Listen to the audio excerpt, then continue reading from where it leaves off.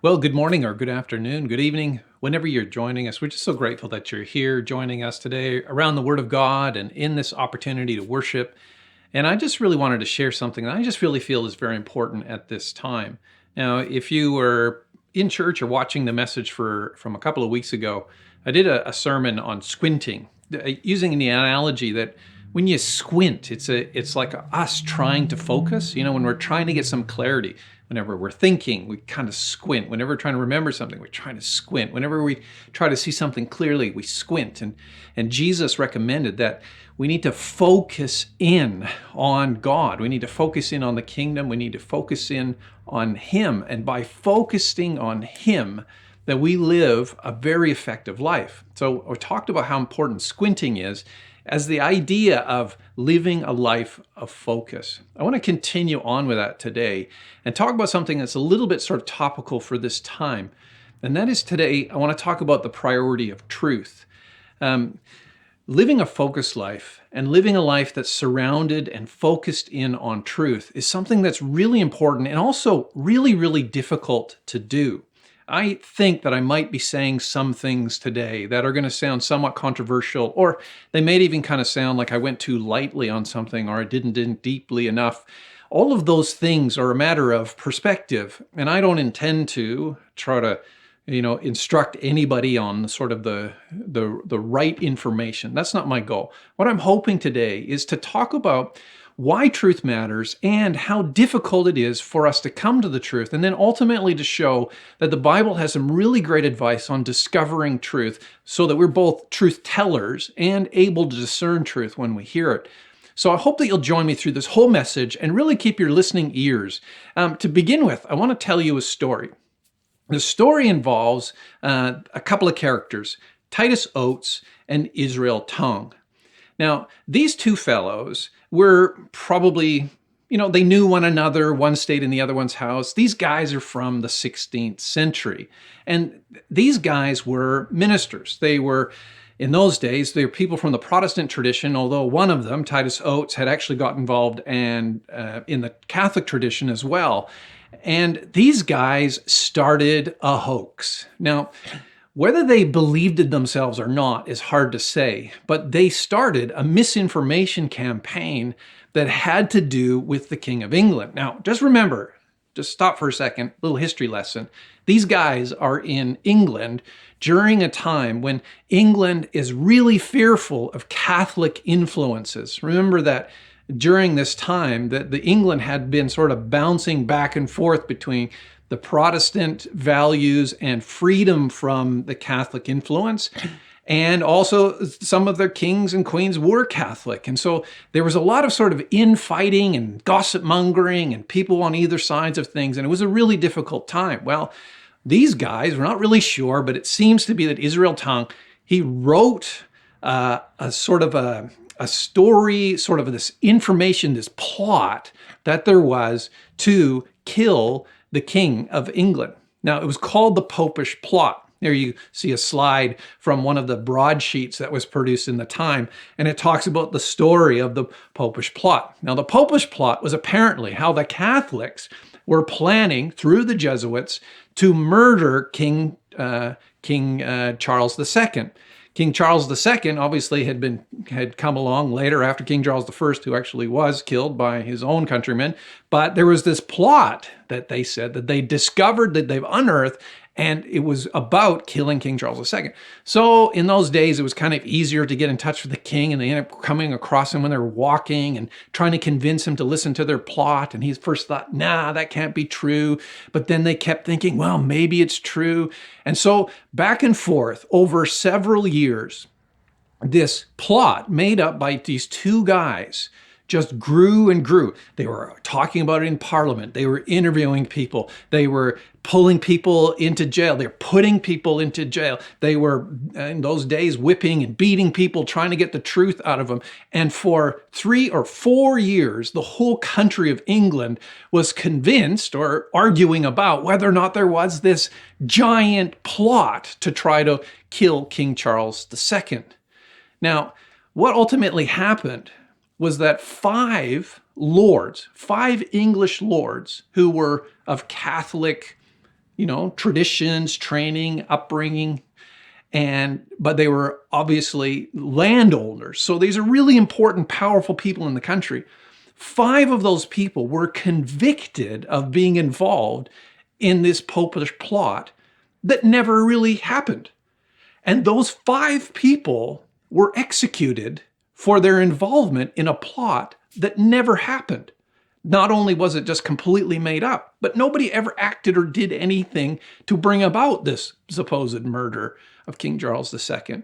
And not only that, but 17 other people were also executed for involvement. And those were priests and people involved in the Catholic Church and the Jesuits at that time.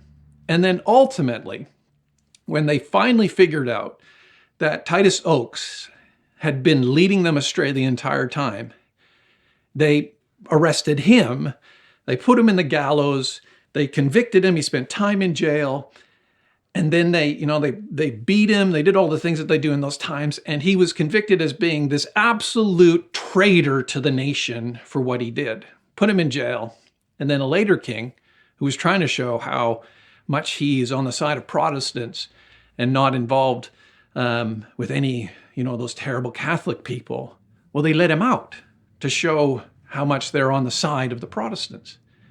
And I was listening to this story. It was done on a history program that I listened to, and they were talking about this story.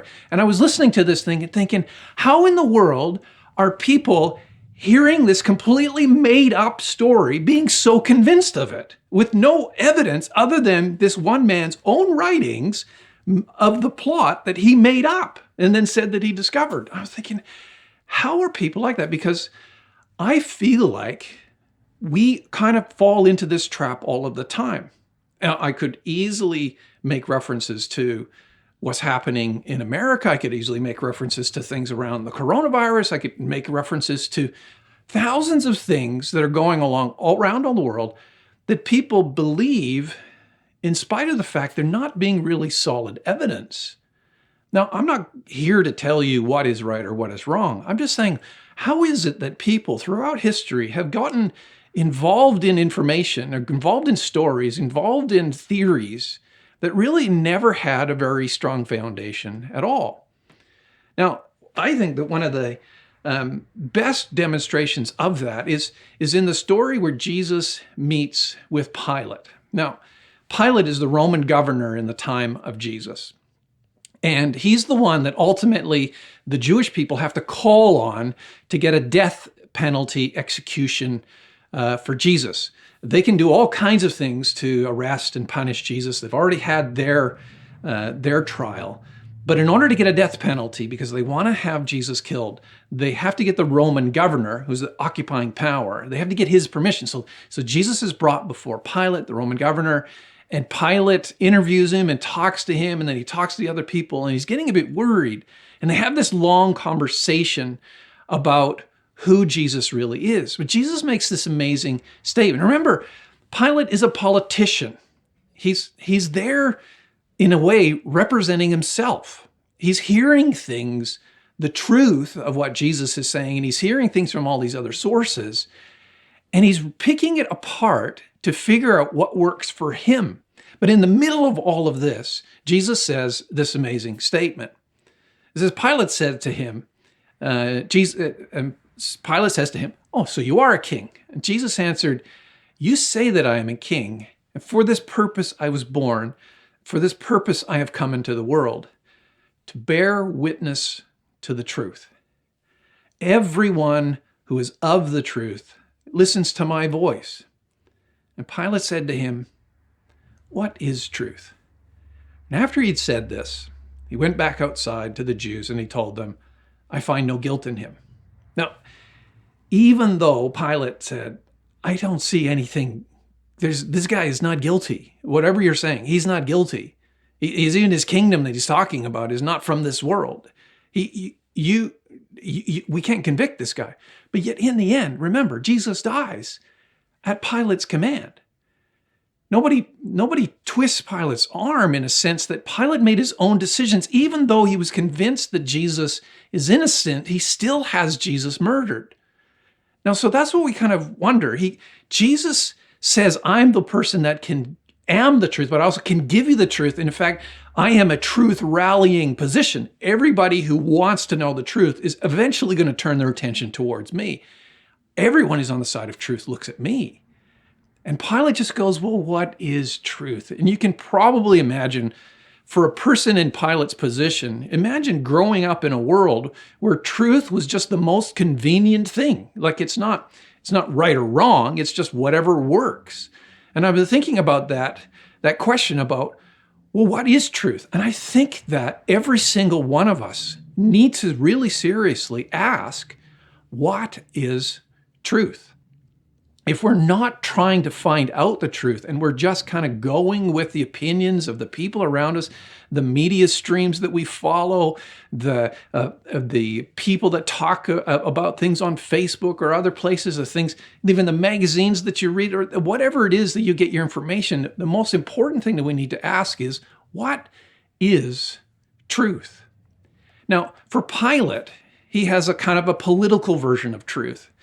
That is, he's got a position, and truth is whatever is going to help him stay in his position.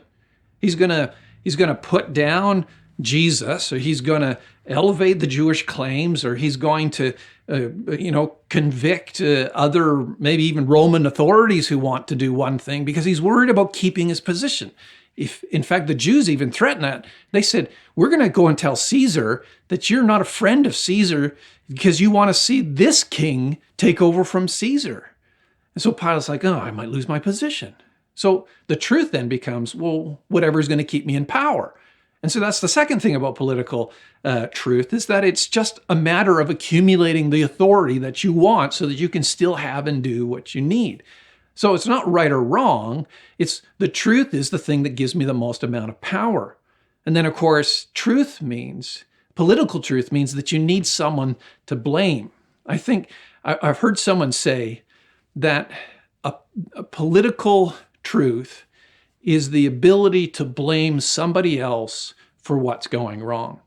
And I think that that's like an instinctual thing for a lot of people, that we think about, okay, I don't want to take responsibility for this, and I want to put myself in the best light. So I'm going to pick and choose the information that supports my cause, and I'm going to add information, bad information, to the people who I want to blame for how things are.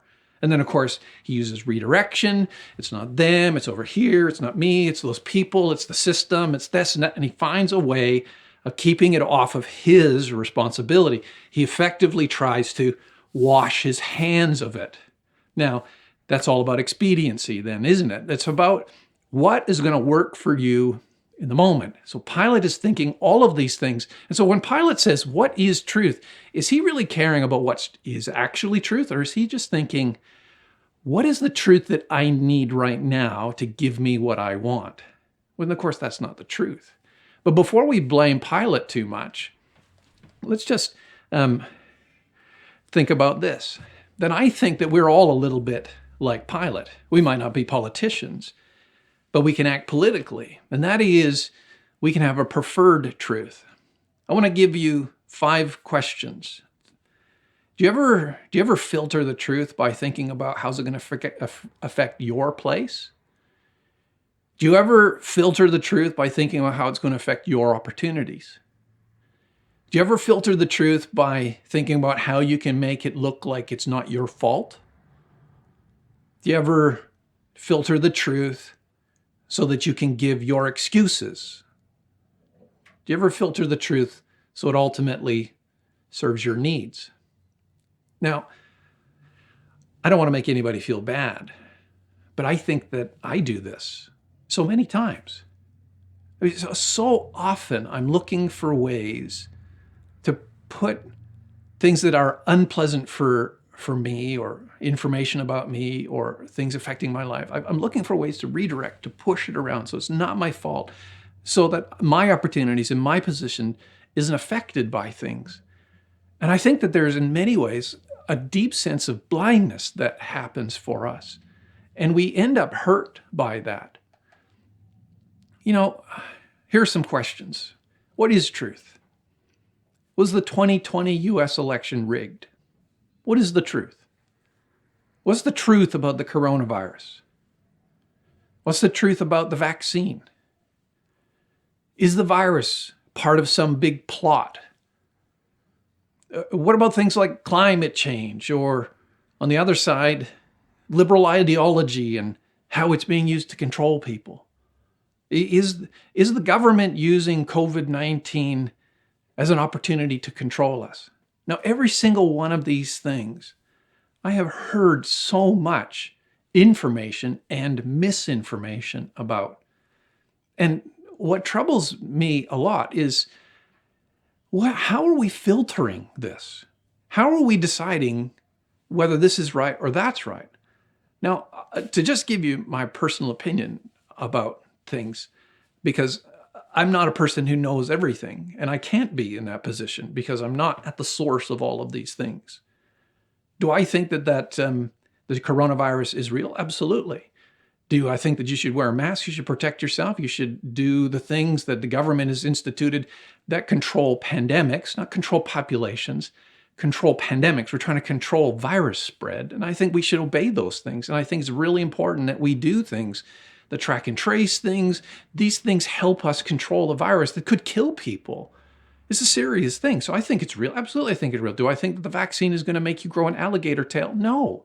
I think the process for the vaccine is more rapid, but still exceptionally thorough, and that the vaccines are safe. In fact, the only real side effect that I've seen so far is that sometimes it doesn't protect you from coronavirus, but there's nothing else happening.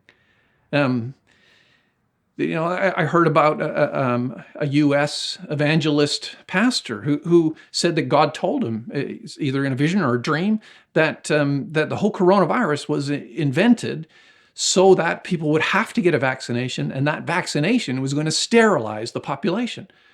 Now, I think there's no information for that. There's no truth in that. Is the vaccine, the virus, part of a plot? No, I don't think it's a giant plot. I think illnesses and sicknesses have been part of human society for so long. Will people take advantage of them? I'm certain that people do, because people are always trying to take advantage of things. Now, when it comes to things like the U.S. election, I think that the very, very little amount of information has actually come out. Claims that the election was rigged is, very interestingly, there's none of that. None of the proof has actually made it out for anybody to look at. If it has been rigged, if it has been fraudulent, if it has been stolen, where's the evidence? Now, that doesn't mean that there isn't evidence, but where is the evidence? The thing is that people are making up their minds about things without the evidence. And I think that that's a mistake.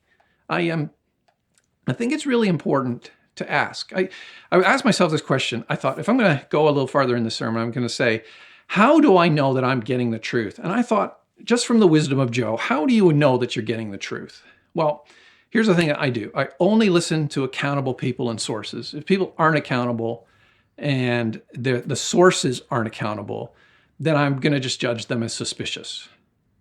I always need to, and I remember how important this is, to always check your biases. Everybody has a bias. It's also important to admit to what you don't know. A lot of people speak in like I've seen everything. All of the reports say there's a ton of things that you don't know, and you don't need to know everything. You just need to admit to what you don't know. And also, you should not repeat what you can't prove. A lot of people are just talking about things because it fits their bias, and then they pass it on, and they become part of a problem. I just want to show you a few things that Jesus said about people and truth. So I'm going to begin here at the book of James. James chapter 3 and verses 1 to 2, and then in verse 5, he talks about how when we talk, when we teach, when we give information, we are accountable for that information. So he says this. He said, not many of you should become teachers. Now, then he explains why. He says, for you know that we who teach will be judged with greater strictness. For we all stumble in many ways. And if anyone does not stumble in what he says, well, he's a perfect man, also able to bridle his whole body. Now, see how James says it's actually really hard to get this right. He's not saying, oh, it's super easy. Just get up and say exact. No, he's saying it's actually quite hard. So he actually talks about the damage of a tongue that's used or misused. He says, so also the tongue is a small member, yet it boasts of great things. And how great a forest is set ablaze by such a small fire. Now, here's something I think is really important. If anybody who teaches, and I mean especially as a biblical teacher, if you are listening to podcasts or videos, or you watching on YouTube, or even going into websites of different churches, you need to know that the people who are teaching the Word of God are held to account for the things that they teach people. If a pastor or leader or somebody who gets up who's giving the Word of God to people, if they mislead the people and cause them damage in any way, or cause them to make foolish choices or do damage to their lives or to others' lives, the person who gave the teaching is responsible for the outcome. So I feel, as a person who has to publicly teach a lot, that I am under this massive constraint to never say things that are going to hurt people in any way, and never say things that are not backed up by Scripture. We all are accountable, but those who are teaching, those who are giving instruction, are held very accountable. And I think this is a big thing. If you are giving people unbiblical advice and that causes them damage, you're responsible for that. So please be careful. Don't mislead people. Don't ever tell somebody something that's not backed up by the Bible. Now, second is, Jesus said in Matthew chapter 7, verses 1-3, that we are biased. He didn't say maybe you're biased. He's talking about how the human ability to judge things is positioned in a biased place. So he says this, judge not that you not be judged. For with the judgment you pronounce, you will be judged. And with the measure you use, it'll be measured to you. Why do you see the speck that is in your brother's eye, but do not notice the log that is in your eye? So Jesus is saying our vision on the truth, our perspective of people and the issue and what needs to be done and what the reality is actually affected by what he calls logs in our own eye. That is, our ability to see things clearly is affected by our own biases and our own issues. I think that this is something that's very important, is to admit that we have a bias, that we have an upbringing, we have a culture, we have a gene pool, we have the people that surrounded us, we have the groups that we got involved with, we have the outcomes of things and the consequences of things. We have all of these things that are pressuring us all the time. If you ever say, well, I'm not a biased person, you're actually fooling yourself, and you have a bias about your bias. Jesus says, just be honest about it. You need to know, if you really want to know the truth about people and about life and about what's going on, you need to recognize that you've got a bias involved so that you can plan against it. Now, he also, Paul teaches Timothy, is that oftentimes people just want to hear what they want to hear. He says this in 2 Timothy chapter 4, verses 3-4. For the time is coming when people will not endure sound teaching, but having itching ears, they will accumulate for themselves teachers to suit their own passions, and will turn away from listening to the truth and wander off into myths. Now, this is written 2,000 years ago to the very earliest of Christians. And Paul's already saying, a lot of people don't really want to know the truth. They just want to know what's going to make them feel comfortable, what's going to make them feel like their way is right. They want to hear what they want to hear. They want to hear a gospel message that says it's all about you and get what you want and do the things that you like and your sins aren't wrong. You need to listen to this because this is true. Now, Paul's saying it's just people. People oftentimes only want to hear the things that they want to hear. It's not good for us. In fact, the way that our media and stuff, like our phones or our accounts are watching, videos on YouTube or whatever, if they see that you are interested in a certain thing, they'll just give you more of that. And you end up in this echo chamber of your own opinion, where you're only reading or hearing or listening to people who already agree with you because you've kind of created this condition where you only are hearing the thing that you already agree with. Now, that's not good for us. That's not good for the truth. And there's another thing that Peter says, and he's using a reference to the Apostle Paul and his teaching. 2 Peter chapter 3 says, our beloved brother Paul also wrote to you according to the wisdom given him, as he does in all of his letters when he speaks in them of these matters.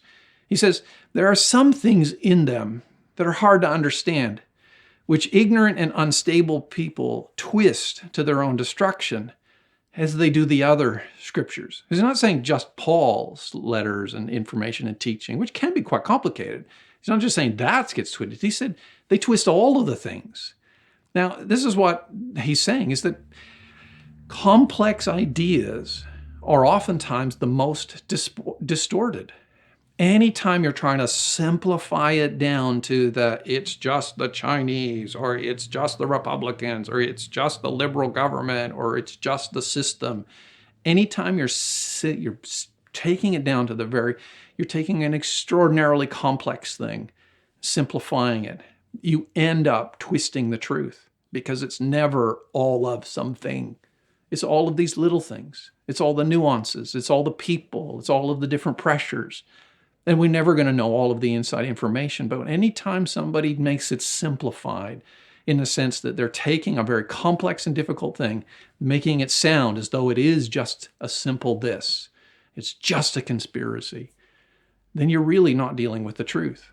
So Peter says, you therefore, beloved, knowing this beforehand, take care that you're not carried away with the error of lawless people and lose your own stability. Can I just make this appeal? Look right in the camera, right to you, right to your heart. Let me speak to your soul.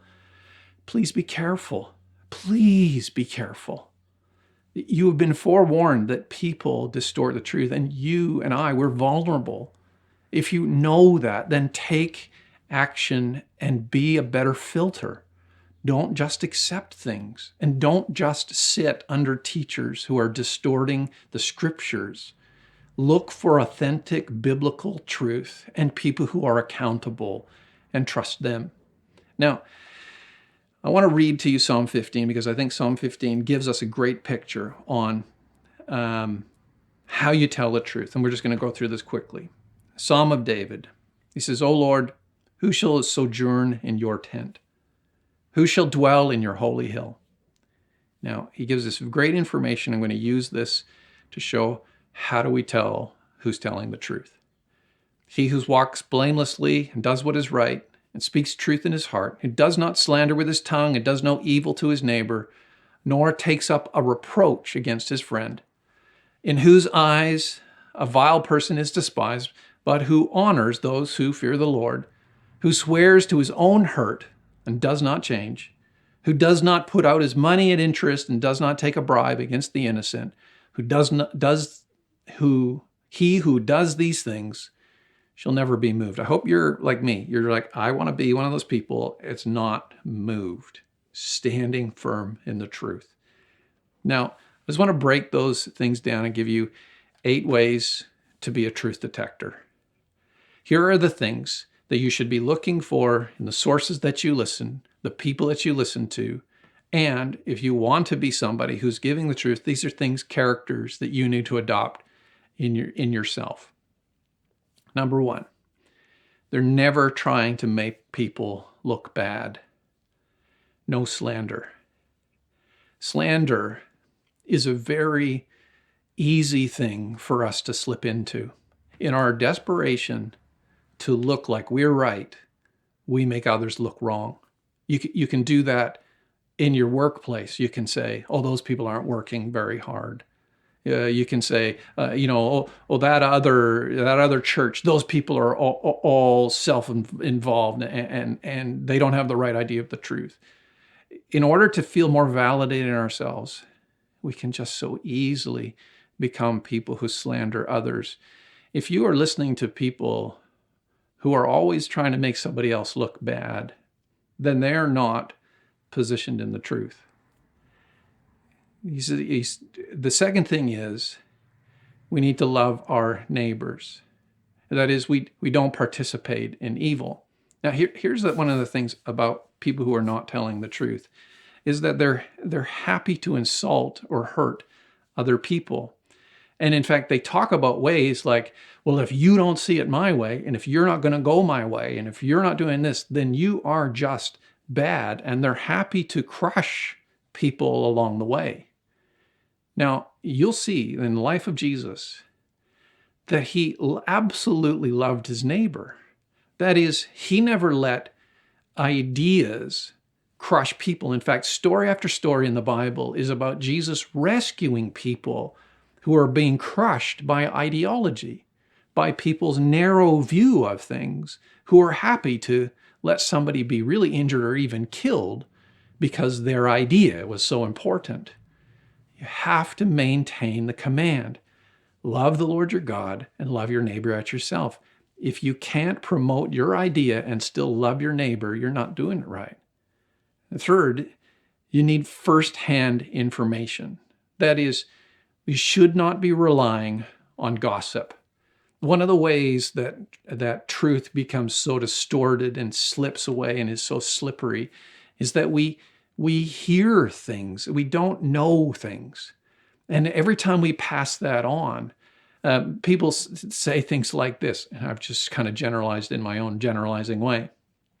Everybody's saying, really? Yeah, people have all looked at this and they thought, I talked to 10 people and they all, that's gathering your own point of view. That's just, and in fact, it might not even be true that everybody isn't saying.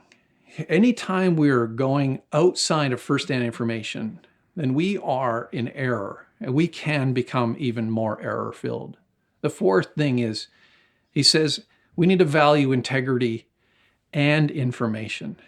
That is, we need to bring back and reunite character with the people that we're listening to.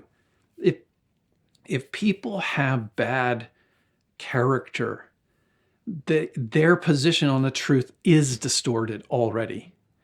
And we need to remember that we don't listen to a celebrity. We don't listen to a political power or a political person. We don't listen to those people unless they demonstrate good character. It's absolutely vital, I think, in our day to get back to valuing the character of a person before we measure out whether they're saying is right or not. And the fifth thing is we need to have heaven's approval over man's approval. That is, we shouldn't be making preferential choices. We shouldn't be choosing and making favorites of one or another. We should not be choosing the political person that you vote for in your election and in your area. You should not be choosing it based on what you perceive or what you want. We should always be choosing based on what does heaven say about this situation? What does heaven want? Not what my finances need, but what does heaven want? Every time we try to use man's approval or man's endorsement over heaven's endorsement, we always end up in error.